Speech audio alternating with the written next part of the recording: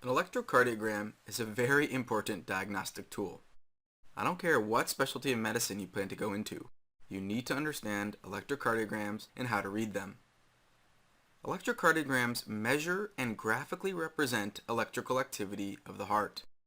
Remember, the heart is a muscle that contracts in a specific fashion to perfuse our vital organs. It is ultimately this complex system of electrical currents that determines how our heart contracts to achieve this goal. The electrocardiogram is our best way to appreciate and see the electrical activity of the heart. In order to read EKGs, or electrocardiograms, you must have an understanding of how electricity flows through the normal heart. So let's go through that together. The conduction starts here in the SA node, or the sinoatrial node. Subsequently, it perfuses and travels around the atria, as you can see by these green lines. So the SA node causes atrial depolarization. Subsequently, it reaches the AV node, or the atrioventricular node. This is the node that exists between the atria and the ventricle, as the name describes.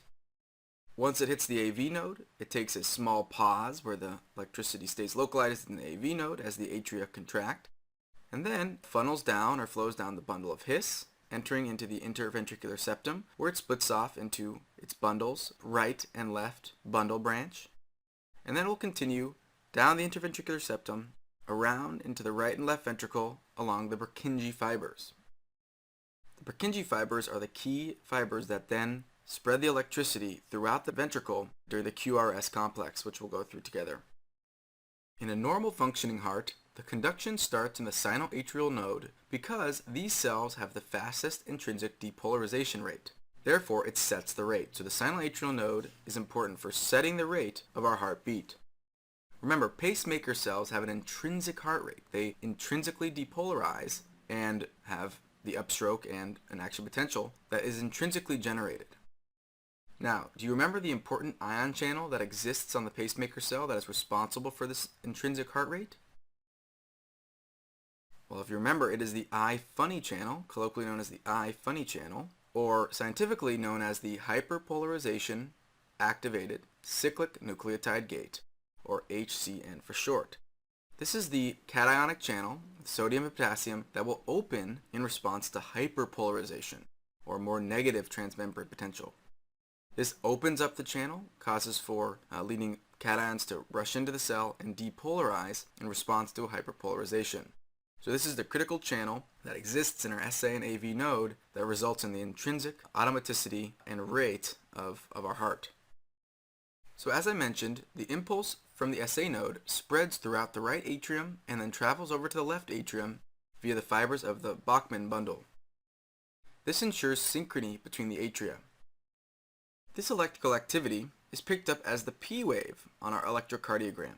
You can see the green, it's color-coded here, and the electrical activity that spreads throughout the atria, initiated at the SA node, is known as the P wave, or is picked up as the P wave, and this represents atrial depolarization.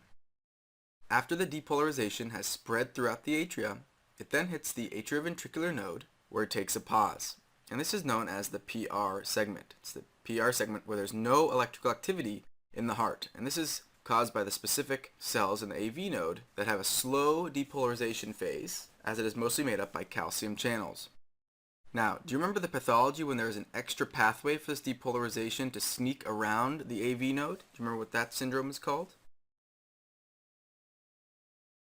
It's called the Wolff-Parkinson-White syndrome, when there is an accessory pathway that goes around the AV node and causes a shortening of the PR segment and the presence of a delta wave. And this is because there is no AV node, or the electrical activity passes around the AV node, shortening the PR segment, causing a quicker depolarization of the ventricles. So after it passes through the AV node and the PR segment is completed, the impulse now travels down to the bundle of His, sometimes called the common bundle, because it is like a trunk of the tree that eventually gives off a right and a left bundle branch, as we can see here. So the bundle of His splits off into a right and left bundle branch, which then gives off fascicles, the left anterior, the left posterior fascicle. These are rather large in the left ventricle, and they have been named left anterior and left posterior fascicles. And then eventually these fascicles or the right bundle branch give off the Purkinje fibers. And these are really the key avenues for the impulse to reach all the ventricular cardiomyocytes. So now we can see this is sort of the key EKG corresponds to the QRS interval.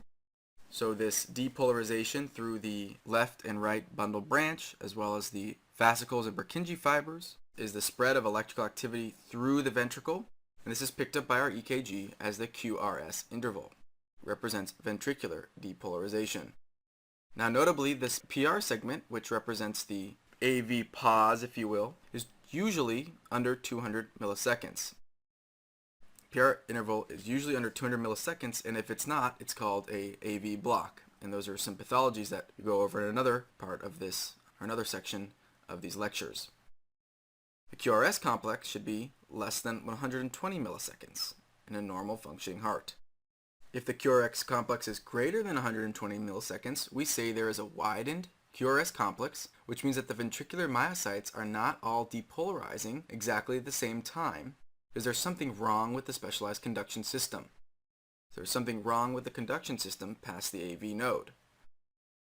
Following the QRS complex, we enter the ST segment. The ST segment is simple. It is an isoelectric point between the S and T wave that tells us that the ventricles are still depolarized and there is no movement of electrical activity in the heart that's picked up by our EKG.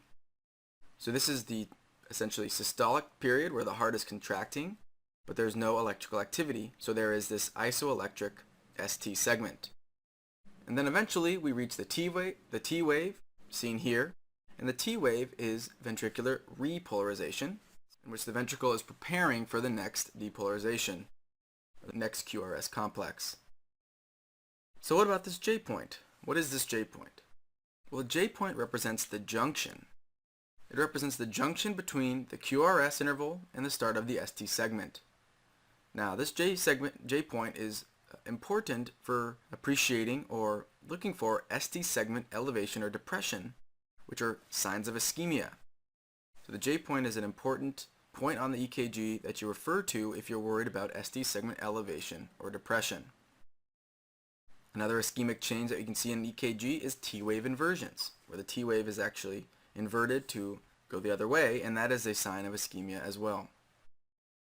Alright, so hopefully this was helpful in describing the natural and normal electrical conductivity of the heart, starting in the SA node, spreading through the atria, across the Bachmann bundle into left atria, eventually hitting the AV node, where it pauses in the PR segment and travels down the bundle of His into a right and left bundle branch, and then fundamentally passing through these fascicles and Purkinje fibers to depolarize the large ventricular muscle mass, which is perceived as the QRS complex.